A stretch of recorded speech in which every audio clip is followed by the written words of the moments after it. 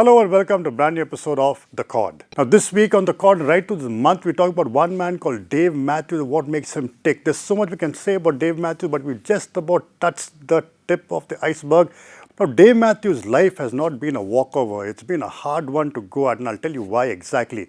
Now his father was working in IBM in England and then went to South Africa, and from there went to America. But he spent a lot of his time in South Africa and he learned a lot of stuff the hard way. Now his father passed away, he didn't know what was to be done.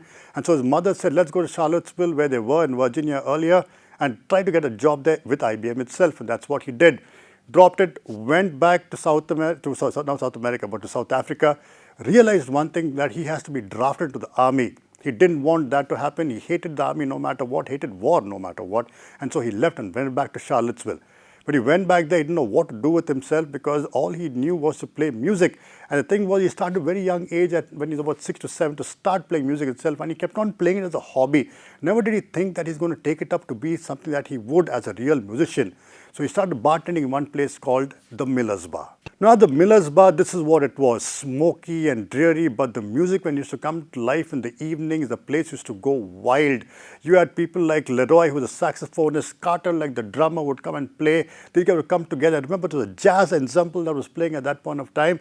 And our man, Dave Matthews, would sit behind the bar just serving people and keep on looking at the music very, very carefully. It was night after night after night. But what he was doing around that time was also writing songs for himself. He had about 6 songs that he had. And a good friend of his, Ross Hoffman, who was a lawyer, listened to him play one night and said it's time he made a copy, a demo at least, to give the people around and see if he could really start playing music himself. So actually listening to Ross Hoffman, it was Dave Matthews who decided, okay, let me now record for 4 or 5 songs as a demo and see what happens. Went to the studio with what little money he had, took his guitar along, sang, gave the demo to none other than Ross Hoffman.